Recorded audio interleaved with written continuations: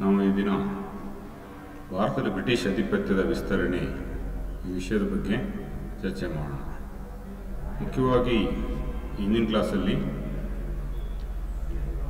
ಬ್ರಿಟಿಷರು ಪ್ಲಾಸಿ ಕದನದ ಮೂಲಕ, ಬಕ್ಸಾರ್ ಕದನದ ಮೂಲಕ ಬಂಗಾಳ, ಬಿಹಾರ್ ಮತ್ತು ಒರಿಸ್ಸಾದ ಮೇಲೆ ತಮ್ಮ ಆಧಿಪತ್ಯವನ್ನು ಸ್ಥಾಪಿಸಿದ ನಂತರದಲ್ಲಿ ದೇಶೀಯ ಸಂಸ್ಥಾನಗಳನ್ನು ಬ್ರಿಟಿಷ್ ಸಾಮ್ರಾಜ್ಯಶಾಹಿ ವ್ಯಾಪ್ತಿಗೆ ಒಳಪಡಿಸಲು ಅನುಸರಿಸಿರ್ತಕ್ಕಂಥ ಒಂದು ಪ್ರಮುಖ ಸೈನಿಕ ನೀತಿಯಾಗಿರ್ತಕ್ಕಂಥ ಸಹಾಯಕ ಸೈನ್ಯ ಪದ್ಧತಿಯ ಬಗ್ಗೆ ನಾವು ಇವತ್ತು ಮುಖ್ಯವಾಗಿ ಚರ್ಚೆ ಮಾಡೋಣ. ಸಬ್ಸಿಡರಿ ಅಲಯನ್ಸ್, ಈ ಸಹಾಯಕ ಸೇನಾ ಪದ್ಧತಿ ಕೂಡ ಬ್ರಿಟಿಷ್ ಆಧಿಪತ್ಯದ ವಿಸ್ತರಣೆಯ ಒಂದು ರೂಪವಾಗಿದ್ದು, ದೇಶೀಯ ಸಂಸ್ಥಾನಗಳನ್ನು ಬ್ರಿಟಿಷ್ ಅಧೀನಕ್ಕೆ ಒಳಪಡಿಸುವುದರ ಮೂಲಕ, ಅವರನ್ನು ನಿರಾಯುಧರನ್ನಾಗಿ ಮಾಡಿ ಬ್ರಿಟಿಷರ ಅಧೀನಕ್ಕೆ ಒಳಪಡಿಸುವುದರ ಮೂಲಕ ಭಾರತದಲ್ಲಿ ಬ್ರಿಟಿಷ್ ಸಾಮ್ರಾಜ್ಯವನ್ನು ವಿಸ್ತರಿಸುವ ಮಹತ್ವಾಕಾಂಕ್ಷೆಯನ್ನಿಟ್ಟುಕೊಂಡು ಲಾರ್ಡ್ ವೆಲ್ಲೆಸ್ಲಿ 1798ರಲ್ಲಿ ಈ ನೀತಿಯನ್ನು ಜಾರಿಗೆ ತಂದಿರತಕ್ಕಂಥದ್ದನ್ನು ನಾವಲ್ಲಿ ನೋಡ್ತಾ ಹೋಗ್ತೀವಿ. ಸಹಾಯಕ ಸೇನಾ ಪದ್ಧತಿ ಅಂದರೆ ಇದು ಒಂದು ಲಾರ್ಡ್ ವೆಲ್ಲೆಸ್ಲಿ ಜಾರಿಗೊಳಿಸಿರ್ತಕ್ಕಂಥ ಒಂದು ಸೈನಿಕ ನೀತಿಯಾಗಿದ್ದು, ಭಾರತದಲ್ಲಿ ಬ್ರಿಟಿಷ್ ಸಾಮ್ರಾಜ್ಯವನ್ನು ವಿಸ್ತರಣೆ ಮಾಡ್ತಕ್ಕಂಥದ್ದು. ಆ ಮೂಲಕ ದೇಶೀಯ ಸಂಸ್ಥಾನಗಳನ್ನು ಬ್ರಿಟಿಷರ ನಿಯಂತ್ರಣಕ್ಕೆ ಒಳಪಡಿಸತಕ್ಕಂಥದ್ದು. ಜೊತೆಗೆ ಫ್ರೆಂಚರ ಪ್ರಭಾವವನ್ನು ಭಾರತದಲ್ಲಿ ತಗ್ಗಿಸ್ತಕ್ಕಂಥದ್ದು ಕೂಡ ಇದರ ಉದ್ದೇಶವಾಗಿರ್ತಕ್ಕಂಥದ್ದನ್ನು ನಾವು ನೋಡ್ತಾ ಹೋಗ್ತೀವಿ. ಸಹಾಯಕ ಸೇನಾ ಪದ್ಧತಿ ಒಂದು ಸೇನಾ ನೀತಿ, ಲಾರ್ಡ್ ವೆಲ್ಲೆಸ್ಲಿ ಜಾರಿಗೊಳಿಸಿರ್ತಕ್ಕಂಥ ಸೇನಾ. Subsidiary alliance was basically a military policy of Lord Wellesley, the Governor General of India, to extent of British Empire over the princely states of India. By this, the Indian kingdoms lost their sovereignty to the English. Through this, to curb the influence of French. These are the different objectives or the intentions of the Lord Wellesley. He came to India as a new Governor General. He was appointed as a Governor General of India from 1798 to 1805. During this period, he wanted to occupy India under the British supremacy. That's why he implemented this military policy. His main intention was the expansion of British Empire. That is the main intention. The second one, the princely states were to be controlled by the British. That is the second one. Third one, to curb the influence of the French in India. These are the three main intentions. First one is expansion of British Empire. The second one is all princely states were to be came under the control of the British sovereignty. Third one, to avoid or to curb the influence of the French officials in native rulers or in the court of the native rulers. ಮುಖ್ಯವಾಗಿ lord Wellesley ಈ ಸೇನಾ ನೀತಿಯ ಮೂಲ ಉದ್ದೇಶ ಏನಂತ, ಮುಖ್ಯ ಉದ್ದೇಶ ಏನಾಗಿತ್ತು ಅಂದರೆ, ಒಂದು ಭಾರತದಲ್ಲಿ ಬ್ರಿಟಿಷ್ ಸಾಮ್ರಾಜ್ಯವನ್ನು ವಿಸ್ತರಣೆ ಮಾಡ್ತಕ್ಕಂಥದ್ದು. ಎರಡನೇದು ದೇಶೀಯ ಸಂಸ್ಥಾನಗಳನ್ನು ಬ್ರಿಟಿಷರ ನಿಯಂತ್ರಣಕ್ಕೆ ಒಳಪಡಿಸ್ತಕ್ಕಂಥದ್ದು. ಮೂರನೇದು ಭಾರತದಲ್ಲಿ ಫ್ರೆಂಚರ ಪ್ರಾಬಲ್ಯವನ್ನು ತಡೆಗಟ್ಟತಕ್ಕಂಥದ್ದು ಇವನ ಮುಖ್ಯ ಉದ್ದೇಶವಾಗಿರ್ತಕ್ಕಂಥದ್ದನ್ನು ನಾವು ಮುಖ್ಯವಾಗಿ ನೋಡ್ತಾ ಹೋಗ್ತೀವಿ. ಈ ಹಿನ್ನೆಲೆಯಲ್ಲಿ ಈ ಸಹಾಯಕ ಸೇನಾ ಪದ್ಧತಿಯನ್ನು 1798ರಲ್ಲಿ ವೆಲ್ಲೆಸ್ಲಿ ಜಾರಿಗೆ ತಂದಿರತಕ್ಕಂಥದ್ದು ನಾವು ನೋಡ್ತಾ ಹೋಗ್ತೀವಿ. It was actually used for the first time by the French governor duplex. French governor general ಆಗಿರ್ತಕ್ಕಂಥ ಡೂಪ್ಲೆ ಮೂಲತಃ ಈ ನೀತಿಯನ್ನು ಅನುಸರಿಸಿದ ಕರ್ನಾಟಕ ಯುದ್ಧಗಳ ಸಂದರ್ಭದಲ್ಲಿ ದೇಶೀಯ ರಾಜರುಗಳ ಆಂತರಿಕ ವ್ಯವಹಾರದಲ್ಲಿ ಪ್ರವೇಶಿಸಿ ಕರ್ನಾಟಕದ ನವಾಬ ಚಂದಾ ಸಾಹೇಬ್ ಮತ್ತು ಹೈದರಾಬಾದ್ನ ನಿಜಾಮನಾಗಿರ್ತಕ್ಕಂಥ ಮಿರ್ ಜಾಫರ್ನಿಗೆ ಸಹಾಯ ಮಾಡಿರ್ತಕ್ಕಂಥದ್ದನ್ನು ನಾವು ನೋಡ್ತಾ ಹೋಗ್ತೀವಿ. ಮಿರ್ ಜಾಫರ್ ವಿಶೇಷವಾಗಿ ಈ ಹೈದರಾಬಾದ್ ನಿಜಾಮನಿಗೆ ಕೂಡ ಸಹಾಯ ಮಾಡಿರ್ತಕ್ಕಂಥದ್ದನ್ನು ನಾವು ಮುಖ್ಯವಾಗಿ ನೋಡ್ತಾ ಹೋಗ್ತೀವಿ. ಆ ನಂತರದಲ್ಲಿ ಇದನ್ನು ರಾಬರ್ಟ್ ಕ್ಲೈವ್ ಇರ್ಬೋದು, ವಾರನ್ ಹೇಸ್ಟಿಂಗ್ಸ್ ಇರ್ಬೋದು, ಇವರು ಕೂಡ, ಲಾರ್ಡ್ ಕಾರ್ನ್ವಾಲಿಸ್ ಕೂಡ ಇದನ್ನು ಮುಂದುವರಿಸ್ಕೊಂಡು ಬಂದಿರತಕ್ಕಂಥದ್ದನ್ನು ನಾವು ನೋಡ್ತೀವಿ. ಆದರೆ ಈ ಸಹಾಯಕ ಸೇನಾ ಪದ್ಧತಿಯನ್ನು ಅತ್ಯಂತ ವ್ಯವಸ್ಥಿತವಾಗಿ ಜಾರಿಗೆ ತಂದಿರತಕ್ಕಂಥವನು ಅಂದರೆ ಲಾರ್ಡ್ ವೆಲ್ಲೆಸ್ಲಿ. ವಿಶೇಷವಾಗಿ ಇದನ್ನು ಒಂದು ವ್ಯವಸ್ಥಿತವಾಗಿ ಒಂದು ಚೌಕಟ್ಟನ್ನು ರೂಪಿಸಿ ದೇಶೀಯ ಸಂಸ್ಥಾನಗಳನ್ನು ನಿರಾಯುಧರನ್ನಾಗಿ ಮಾಡುವುದರ ಮೂಲಕ ಬ್ರಿಟಿಷರ ಅಧೀನಕ್ಕೆ ಒಳಪಡಿಸ್ತಕ್ಕಂಥ ಒಂದು ವ್ಯವಸ್ಥಿತ ನೀತಿಯನ್ನು ಅನುಸರಿಸಿರ್ತಕ್ಕಂಥದ್ದು ನಾವು ನೋಡ್ತಾ ಹೋಗ್ತೀವಿ. ಈ ಸಹಾಯಕ ಸೇನಾ ಪದ್ಧತಿಗೆ ಸಹಿ ಹಾಕಿರ್ತಕ್ಕಂಥ ಮೊದಲ ಅಥವಾ ಒಪ್ಪಿಕೊಂಡಿರ್ತಕ್ಕಂಥ ಮೊದಲ ದೇಶೀಯ ದೊರೆ ಅಂದರೆ ಹೈದರಾಬಾದಿನ ನಿಜಾಮ ಅಂತೇಳಿ ನಾವು ಹೇಳ್ತೇವೆ. ಮೊಟ್ಟ ಮೊದಲ ಬಾರಿಗೆ 1798ರಲ್ಲಿ ಹೈದರಾಬಾದಿನ ನಿಜಾಮ ಮರಾಠರ ಪ್ರಾಬಲ್ಯದಿಂದ ತಪ್ಪಿಸಿಕೊಳ್ಳುವ ಸಲುವಾಗಿ, ಹಾಗೆಯೇ ಮೈಸೂರಿನ ಹುಲಿಯಿಂದ ಪ್ರಸಿದ್ಧಿ ಪಡೆದ ಟಿಪ್ಪುನ ಆಕ್ರಮಣದಿಂದ ತಪ್ಪಿಸಿಕೊಳ್ಳುವ ಸಲುವಾಗಿ ಬ್ರಿಟಿಷರ ಆಶ್ರಯವನ್ನು ಕೋರಿರ್ತಕ್ಕಂಥದ್ದನ್ನು ನಾವು ಮುಖ್ಯವಾಗಿ ನೋಡ್ತಾ ಹೋಗ್ತೀವಿ. Next we shall discuss about the futures of subsidiary alliance. ಈ ಸಹಾಯಕ ಸೇನಾ ಪದ್ಧತಿಯ ಪ್ರಮುಖ ಲಕ್ಷಣಗಳೇನು, ಹಾಗಾದರೆ ಇದರಲ್ಲಿ ಬರ್ತಕ್ಕಂಥ ಪ್ರಮುಖ ಅಂಶಗಳು ಏನನ್ನೋದ್ರ ಬಗ್ಗೆ ನಾವಿಲ್ಲಿ ಮುಖ್ಯವಾಗಿ ಚರ್ಚೆ ಮಾಡ್ತೀವಿ. The Indian rulers who entering into subsidiary alliance to the British had to dissolve his own armed forces and accept British forces in his territory. It is the main thing. ಹೆಸರೇ ಸೂಚಿಸುವಂತೆ ಸಹಾಯಕ ಸೇನಾ ಪದ್ಧತಿ.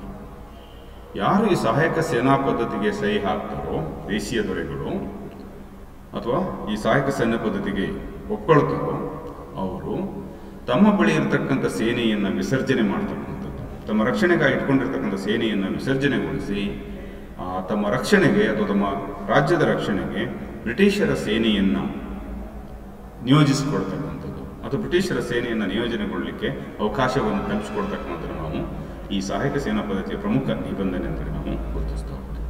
ಯಾವುದೇ ಒಬ್ಬ ದೇಶೀಯ ದೊರೆ ಸಹಾಯಕ ಸೇನಾ ಪದ್ಧತಿಗೆ ಸಹಿ ಹಾಕಿದರೆ ತನ್ನ ಬಳಿ ಇರತಕ್ಕಂಥ ಸೇನೆಯನ್ನು ವಿಸರ್ಜನೆಗೊಳಿಸಿ ಅವ್ರನ್ನ ಸೇವೆಯಿಂದ ಹೊರಹಾಕಿ ತನ್ನ ರಕ್ಷಣೆಗಾಗಿ ಅಥವಾ ತನ್ನ ರಾಜ್ಯದ ರಕ್ಷಣೆಗಾಗಿ ಬ್ರಿಟಿಷರ ಸೇನೆಯನ್ನು ನಿಯೋಜಿಸಿಕೊಳ್ತಕ್ಕಂಥದ್ದು, ತನ್ನ ರಾಜ್ಯದಲ್ಲಿ ಬ್ರಿಟಿಷ್ ಸೇನೆಗೆ ನೆಲೆಗೊಳ್ಳಲಿಕ್ಕೆ ಅವಕಾಶವನ್ನು ಕಲ್ಪಿಸಿಕೊಡ್ತಕ್ಕಂಥದ್ದು ಇದರ ಪ್ರಮುಖ ಅಂಶ ಅಂತೇಳಿ ನಾವು ನೋಡ್ತಾ ಹೋಗ್ತೀವಿ. Any native rulers or the Indian rulers who sign the subsidiary alliance according to this agreement, the native ruler or the Indian ruler who dismissed his military force.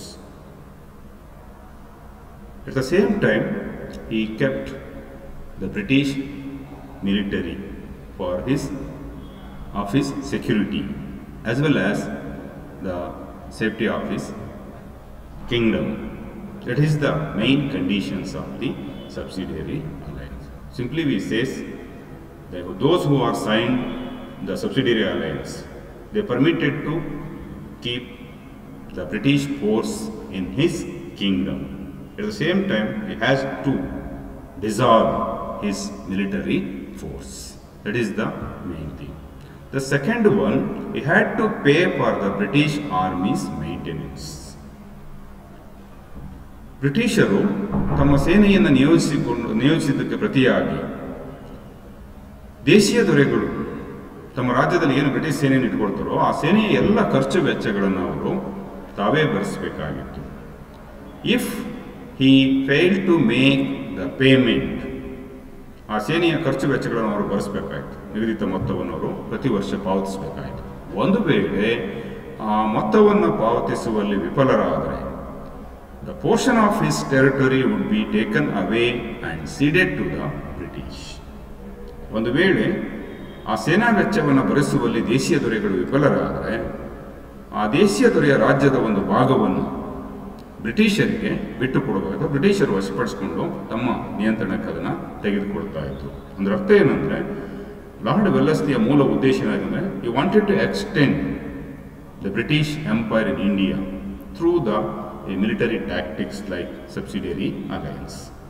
ಈ ಸಹಾಯಕ ಸೇನಾ ಪದ್ಧತಿಯ ಒಂದು ಸಂಚಿನಿಂದ ದೇಶೀಯ ದೊರೆಗಳ ರಾಜ್ಯವನ್ನು ಕಬಳಿಸುವುದರ ಮೂಲಕ ಬ್ರಿಟಿಷ್ ಸಾಮ್ರಾಜ್ಯವನ್ನು ವಿಸ್ತರಣೆ ಮಾಡತಕ್ಕಂಥ ಒಂದು ಉದ್ದೇಶವಾಗಿತ್ತು. ಹಾಗಾಗಿನೇ ದೇಶೀಯ ದೊರೆಗಳು ಸೇನಾ ವೆಚ್ಚವನ್ನು ಭರಿಸುವಲ್ಲಿ ವಿಫಲರಾದರೆ ಆ ವೆಚ್ಚಕ್ಕೆ ಬದಲಾಗಿ ಅಥವಾ ಆ ಹಣಕ್ಕೆ ಬದಲಾಗಿ ತನ್ನ ರಾಜ್ಯದ ಒಂದು ಭಾಗವನ್ನು ಬ್ರಿಟಿಷರಿಗೆ ಬಿಟ್ಟುಕೊಡ್ತಕ್ಕಂಥದ್ದು ಅಥವಾ ಬ್ರಿಟಿಷರನ್ನು ಆಕ್ರಮಿಸಿಕೊಡ್ತಕ್ಕಂಥದ್ದು ಇದರ ಇನ್ನೊಂದು ಅಂಶ ಅಂತೇಳಿ ನಾವು ನೋಡ್ತಾ ಹೋಗ್ತೀವಿ. In return, the British would protect the Indian state against any foreign attack or internal revolt. ಇದಕ್ಕೆ ಪ್ರತಿಯಾಗಿ ಬ್ರಿಟಿಷರು ಏನು ಮಾಡ್ತಾ ಇದ್ರು ದೇಶೀಯ ದೊರೆಗಳಿಗೆ ಅಂತ ನಾವು ನೋಡ್ತಾ ಹೋದರೆ, ದೇಶೀಯ ದೊರೆಗಳ ರಾಜ್ಯವನ್ನು ಯಾವುದೇ ವಿದೇಶಿ ಆಕ್ರಮಣಕಾರರಿಂದ ಅಥವಾ ಬಾಹ್ಯ ಆಕ್ರಮಣಗಳಿಂದ ಅಥವಾ ಆಂತರಿಕ ದಂಗೆಗಳಿಂದ ರಕ್ಷಣೆ ಮಾಡುವ ಸಂಪೂರ್ಣ ಜವಾಬ್ದಾರಿಯನ್ನು ವಹಿಸಿಕೊಂಡಿರ್ತಕ್ಕಂಥದ್ದು ನಾವು ನೋಡ್ತಾ ಹೋಗ್ತೀವಿ. ಆಂತರಿಕವಾಗಿ ಯಾವುದೇ ರೀತಿಯ ದಂಗೆಗಳು ತಲೆ ಎತ್ತಿದ್ರೆ ಆ ದಂಗೆಗಳನ್ನು ದಮನ ಮಾಡತಕ್ಕಂಥ ಜವಾಬ್ದಾರಿ ಇರ್ಬೋದು, ಅಥವಾ ಬಾಹ್ಯ ದಾಳಿಗಳು ಉಂಟಾದಾಗ ಆ ಬಾಹ್ಯ ದಾಳಿಗಳನ್ನು ತಡೆಗಟ್ಟತಕ್ಕಂಥ ಸಂಪೂರ್ಣ ಹೊಣೆಗಾರಿಕೆ ಬ್ರಿಟಿಷರು ವಹಿಸಿಕೊಂಡಿರ್ತಕ್ಕಂಥದ್ದನ್ನು ನಾವು ಮುಖ್ಯವಾಗಿ ನೋಡ್ತಾ ಹೋಗ್ತೀವಿ. ಇದು ಒಂದು ಕಡೆ ದೇಶೀಯ ರಾಜ್ಯಗಳಿಗೆ ರಕ್ಷಣೆ ನೀಡುವ ನೆಪದಲ್ಲಿ ಬ್ರಿಟಿಷರು ತಮ್ಮ ಸೇನಾ ಬಲವನ್ನು ಹೆಚ್ಚಿಸಿಕೊಳ್ತಕ್ಕಂಥದ್ದು, ಇದು ಮೂಲ ಉದ್ದೇಶ ಅನ್ನೋದನ್ನು ನಾವಲ್ಲಿ ನೋಡ್ತಾ ಹೋಗ್ತೀವಿ. Suppose those who are signed the subsidiary alliance, their kingdom was secured by the or protected by the British military force from the any external military attacks or any internal revolts. That is the third main conditions of the features of the subsidiary alliance. The British promised non-interference in internal affairs of the Indian state, but this was rarely kept.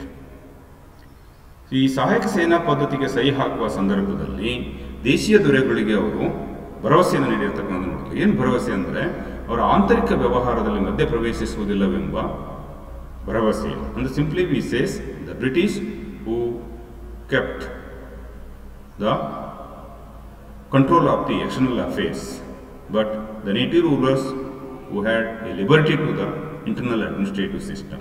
That's why they assured the non-interference of the internal affairs of the Indian rulers. But it is very rarely followed. ವಿಶೇಷವಾಗಿ ಬ್ರಿಟಿಷರು ಆಂತರಿಕ ವ್ಯವಹಾರದಲ್ಲಿ ಮಧ್ಯಪ್ರವೇಶಿಸುವುದಿಲ್ಲ ಎಂಬ ಭರವಸೆಯನ್ನು ನೀಡ್ತಾರೆ, ಆದರೆ ಇದು ತುಂಬ ವಿರಳವಾಗಿರ್ತಕ್ಕಂಥದ್ದು. ಯಾಕಂದರೆ ಬಹಳಷ್ಟು ಸಂದರ್ಭಗಳಲ್ಲಿ ದೇಶೀಯ ದೊರೆಗಳ ಆಂತರಿಕ ವ್ಯವಹಾರದಲ್ಲಿ ಮಧ್ಯಪ್ರವೇಶಿಸುವುದರ ಮೂಲಕ ದೇಶೀಯ ದೊರೆಗಳನ್ನು ತಮ್ಮ ಕೈಗೊಂಬೆಗಳನ್ನಾಗಿ ಅಥವಾ ಗುಲಾಮರನ್ನಾಗಿ ಮಾಡಿಕೊಂಡಿರ್ತಕ್ಕಂಥದ್ದನ್ನು ನಾವು ನೋಡ್ತಾ ಹೋಗ್ತೀವಿ. The Indian state could not enter into any alliance with any other foreign powers. ದೇಶೀಯ ದೊರೆಗಳನ್ನು ಏಕಾಂಗಿಯನ್ನಾಗಿ ಮಾಡುವ ಸಲುವಾಗಿ, ದೇಶೀಯ ದೊರೆಗಳು ಸಂಪೂರ್ಣವಾಗಿ ಬ್ರಿಟಿಷರನ್ನೇ ಅವಲಂಬಿಸುವಂತೆ ಮಾಡುವ ಸಲುವಾಗಿ, ಅಥವಾ ದೇಶೀಯ ದೊರೆಗಳನ್ನು ಬ್ರಿಟಿಷರ ಗುಲಾಮರನ್ನಾಗಿ ಮಾಡುವ ಸಲುವಾಗಿ ಇನ್ನೊಂದು ನಿಯಮವನ್ನು ಅಥವಾ ಲಕ್ಷಣವನ್ನು ಇದರಲ್ಲಿ ಅಳವಡಿಸಿರ್ತಕ್ಕಂಥದ್ದನ್ನು ನಾವು ನೋಡ್ತಾ ಹೋಗ್ತೀವಿ. The Indian state could not enter into any alliance with the any other foreign powers or any other native rulers. ದೇಶೀಯ ದೊರೆಗಳು ಬ್ರಿಟಿಷರ ಪೂರ್ವಾನುಮತಿ ಇಲ್ಲದೆ ಯಾವುದೇ ವಿದೇಶಿಯರೊಂದಿಗೆ ಒಪ್ಪಂದವನ್ನು ಮಾಡ್ಕೊಳ್ತಕ್ಕಾಗಲಿ, ಒಕ್ಕೂಟವನ್ನು ರಚನೆ ಮಾಡ್ಕೊಳ್ತಕ್ಕಂಥದ್ದಾಗಲಿ, ಅಥವಾ ದೇಶೀಯ ದೊರೆಗಳ ಜೊತೆ ಕೂಡ ಒಪ್ಪಂದ ಅಥವಾ ಯುದ್ಧ ಒಪ್ಪಂದಗಳಿರ್ಬೋದು ಅಥವಾ ಇನ್ಯಾವುದೇ ರೀತಿಯ ವ್ಯವಹಾರಗಳನ್ನು ಮಾಡುವಂತೆ ನಿರ್ಬಂಧಿಸಿರ್ತಕ್ಕಂಥದ್ದನ್ನು ನಾವು ಅಲ್ಲಿ ನೋಡ್ತಾ ಹೋಗ್ತೀವಿ. This made the native rulers would be alone. Their main intention was to avoid their strength or the strength of the native rulers. That's why they made these conditions. Those who are signed this subsidiary alliance, they could not have any military alliance or any kind of alliance with their friendship with the foreign powers or any external rulers or any other native rulers. That is the one more conditions of the subsidiary alliance. Through this, they made Indian rulers become allowed. They lose or they lost their liberty to make a amicable treaty or alliance with any native rulers or any foreign powers, because their main intention was to curb the French influence in India. That's why they imposed this condition through the subsidiary alliance. The next one, a British resident was also stationed in the Indian court. ಒಂದು ಕಡೆ ಸ್ಥಳೀಯ ರಾಜರುಗಳ ಅಥವಾ ದೇಶೀಯ ರಾಜರುಗಳ ಆಂತರಿಕ ವ್ಯವಹಾರದಲ್ಲಿ ಮಧ್ಯಪ್ರವೇಶಿಸುವುದಿಲ್ಲ, ಆಂತರಿಕ ವ್ಯವಹಾರದಲ್ಲಿ ಅವರಿಗೆ ಸಂಪೂರ್ಣ ಸ್ವಾತಂತ್ರ್ಯವನ್ನು ನೀಡ್ತೀವಿ ಅಥವಾ ಅಧಿಕಾರವನ್ನು ನೀಡ್ತೀವಿ ಅಂತ ಹೇಳಿರ್ತಕ್ಕಂಥವ್ರು. ಇನ್ನೊಂದು ಕಡೆ they appointed or they stationed one of the representatives of the company, that name called resident, in the court of the Indian rulers or native rulers.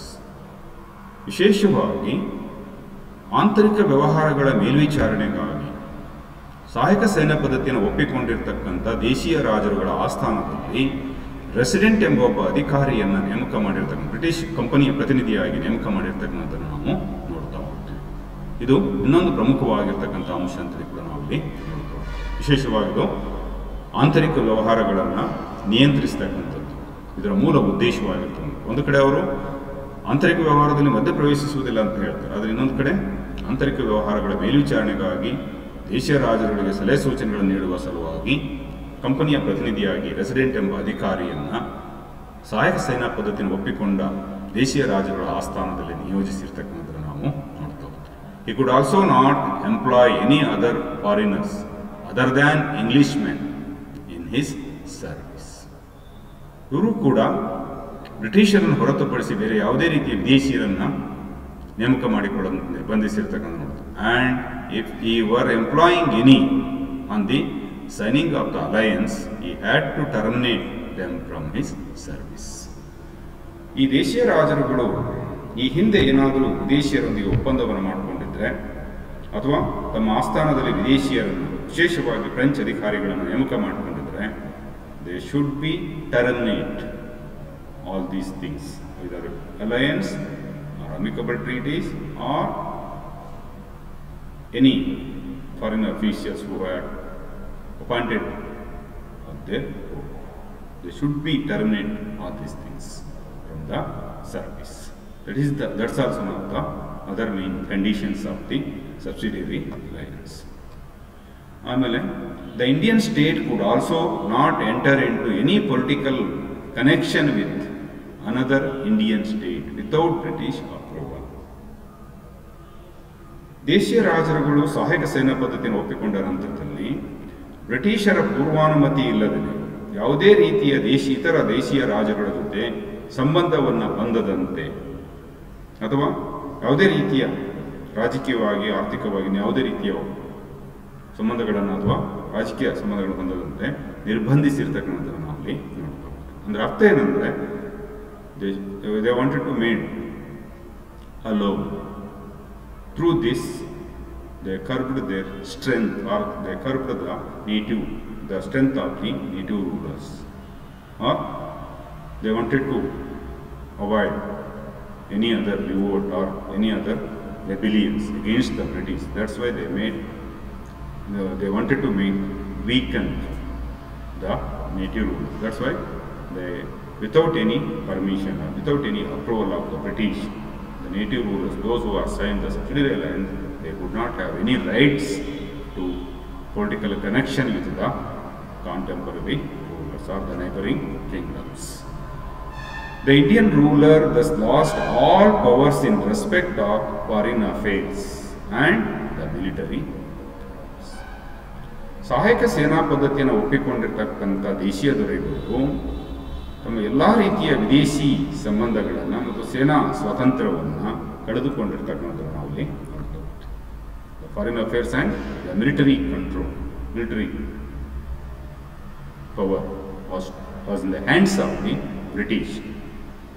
The native rulers who lose this liberty or the power, those who sign the subsidiary alliance.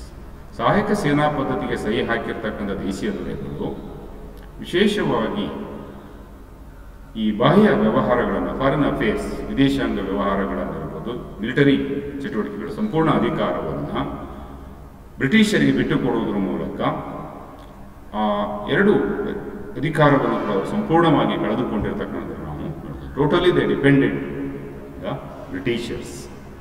ಈ ದೇಶೀಯ ದೊರೆಗಳು ಸಂಪೂರ್ಣವಾಗಿ ವಿದೇಶಿ ವ್ಯವಹಾರಗಳಿಗೆ ಸಂಬಂಧಪಟ್ಟ ವ್ಯಾಪಾರ ಮತ್ತು ವಾಣಿಜ್ಯ ಚಟುವಟಿಕೆಗಳಿಗೆ ಸಂಬಂಧಿಸಿದಂತೆ, ರಾಜತಾಂತ್ರಿಕ ಸಂಬಂಧಗಳಿಗೆ ಸಂಬಂಧಿಸಿದಂತೆ ಮತ್ತು ಮಿಲಿಟರಿ ಚಟುವಟಿಕೆಗಳಿಗೆ ಸಂಬಂಧಿಸಿದಂತೆ, ತಮ್ಮ ರಕ್ಷಣೆಗೆ ಸಂಬಂಧಿಸಿದ ಅಥವಾ ತಮ್ಮ ರಾಜ್ಯದ ರಕ್ಷಣೆಗೆ ಸಂಬಂಧಿಸಿದಂತೆ ಸಂಪೂರ್ಣವಾಗಿ ಬ್ರಿಟಿಷರನ್ನು ಅವಲಂಬಿಸಿರ್ತಕ್ಕಂಥದ್ದನ್ನು ನಾವಲ್ಲಿ ನೋಡ್ತಾ ಹೋಗ್ತೀವಿ. ಅಂದರೆ ಅವರು ಸಂಪೂರ್ಣ ನಿರಾಯುಧರಾಗಿರ್ತಕ್ಕಂಥದ್ದನ್ನು ನೋಡ್ತಾ ಹೋಗ್ತೀವಿ. ತನ್ನನ್ನು ತಾನು ರಕ್ಷಣೆ ಮಾಡಿಕೊಳ್ಳಿಕ್ಕೆ ಕೂಡ ಸೇನೆಯನ್ನು ಹೊಂದದನ್ನೇ ತನ್ನ ರಕ್ಷಣೆಗೂ ಕೂಡ ಬ್ರಿಟಿಷ್ ಸೇನೆಯನ್ನು ಅವಲಂಬಿಸ್ತಕ್ಕಂಥ ಒಂದು ಸ್ಥಿತಿ ಇದರಿಂದ ನಿರ್ಮಾಣವಾಗಿರ್ತಕ್ಕಂಥದ್ದನ್ನು ನಾವು ನೋಡ್ತಾ ಹೋಗ್ತೀವಿ. ಹಾಗೆಯೇ ವಿದೇಶಾಂಗ ವ್ಯವಹಾರಗಳಿಗೆ ಸಂಬಂಧಿಸಿದಂತೆ ಕೂಡ ಒಬ್ಬ ರಾಜ ಅಥವಾ ಒಬ್ಬ ದೇಶೀಯ ದೊರೆ ಯಾವುದೇ ಸ್ವತಂತ್ರ ನಿರ್ಧಾರಗಳನ್ನು ಕೈಗೊಳ್ಳಲು ಸಾಧ್ಯವಾಗದೇ ಇರತಕ್ಕಂಥ ಒಂದು ಸ್ಥಿತಿ ಇದರಿಂದ ನಿರ್ಮಾಣವಾಗಿರ್ತಕ್ಕಂಥದ್ದನ್ನು ನಾವು ನೋಡ್ತಾ ಹೋಗ್ತೀವಿ. He virtually lost all his independence and become a British protectorate. ವಾಸ್ತವಿಕವಾಗಿ ದೇಶೀಯ ದೊರೆಗಳು ಸಂಪೂರ್ಣವಾಗಿ ತಮ್ಮ ಸ್ವಾತಂತ್ರ್ಯವನ್ನು ಕಳೆದುಕೊಂಡಿರ್ತಕ್ಕಂಥ they lost their liberty or independence and become a British protectorate. ಬ್ರಿಟಿಷರ ರಕ್ಷಣೆಗೆ ಒಳಪಟ್ಟಿರ್ತಕ್ಕಂಥದ್ದು ನಾವು ಅಥವಾ ಬ್ರಿಟಿಷರ ಅಧೀನಕ್ಕೆ ಒಳಪಟ್ಟಿರ್ತಕ್ಕಂಥದ್ದು ನಾವು ಮುಖ್ಯವಾಗಿ ನೋಡ್ತೀವಿ. This are the certain conditions or the futures of the subsidiary alliance. ಈ ಹಿಂದೆ ಕೂಡ ಡೋಪ್ಲೆ ಇರ್ಬೋದು ಅಥವಾ ರಾಬರ್ಟ್ ಲಾ ಇರ್ಬೋದು ಈ ನೀತಿಯನ್ನು ಅನುಸರಿಸಿದ್ರು ಕೂಡ ಇಷ್ಟೊಂದು ವ್ಯವಸ್ಥಿತವಾಗಿ ಈ ನೀತಿಯನ್ನು ಸೇನಾ ನೀತಿಯನ್ನು ಅನುಸರಿಸಿರಲಿಲ್ಲ. ಆದರೆ ಲಾರ್ಡ್ ವೆಲ್ಲಸ್ಲಿ ಈ ಸಹಾಯಕ ಸೇನಾ ಪದ್ಧತಿಯನ್ನು ಅತ್ಯಂತ ವ್ಯವಸ್ಥಿತವಾಗಿ ರೂಪಿಸಿ ನಿಯಮಾವಳಿಗಳನ್ನು ರೂಪಿಸಿ ಸಂಪೂರ್ಣವಾಗಿ ದೇಶೀಯ ದೊರೆಗಳನ್ನು ನಿರಾಯುಧರನ್ನಾಗಿ ಮಾಡುವುದರ ಮೂಲಕ ಜೊತೆಗೆ ಬಾಹ್ಯ ಸಂಬಂಧಗಳನ್ನು ಹೊಂದದಂತೆ ನಿರ್ಬಂಧಿಸುವುದರ ಮೂಲಕ ಸಂಪೂರ್ಣವಾಗಿ ಅವರು ಬ್ರಿಟಿಷರನ್ನು ಅವಲಂಬಿಸುವಂತೆ ಮಾರ್ಪಡಿಸಿರ್ತಕ್ಕಂಥ ಆ ಮೂಲಕ ಬ್ರಿಟಿಷರು ಯಾವುದೇ ವೆಚ್ಚವಿಲ್ಲದೆ ಬೃಹತ್ ಸೇನೆಯನ್ನು ಸಂಘಟಿಸಿ ಭಾರತದ ಮೇಲೆ ಭವಿಷ್ಯದಲ್ಲಿ ತಮ್ಮ ಹಿಡಿತವನ್ನು ಬಲಪಡಿಸಲು ಈ ವೆಲ್ಲಸ್ಲಿಯ ಸಹಾಯಕ ಸೇನಾ ಪದ್ಧತಿ ಸಹಾಯಕವಾಗಿರ್ತಕ್ಕಂಥದ್ದನ್ನು ಮುಖ್ಯವಾಗಿ ನೋಡ್ತಾ ಹೋಗ್ತೀವಿ. Next we shall discuss about the effects or the result of the subsidiary alliance and those who sign this policy. ಮುಂದಿನ ಕ್ಲಾಸಲ್ಲಿ ನಾವು ವಿಶೇಷವಾಗಿ ಈ ಸಹಾಯಕ ಸೇನಾ ಪದ್ಧತಿಯ ಪರಿಣಾಮಗಳೇನು ಮತ್ತು ಈ ಸಹಾಯಕ ಸೇನಾ ಪದ್ಧತಿಗೆ ಸಹಿ ಹಾಕಿದ ದೇಶೀಯ ದೊರೆಗಳು ಯಾರು ಅನ್ನೋದ್ರ ಬಗ್ಗೆ ನೆಕ್ಸ್ಟ್ ಪೀರಿಯಡಲ್ಲಿ ಡೀಟೇಲ್ ಆಗಿ ನಾವು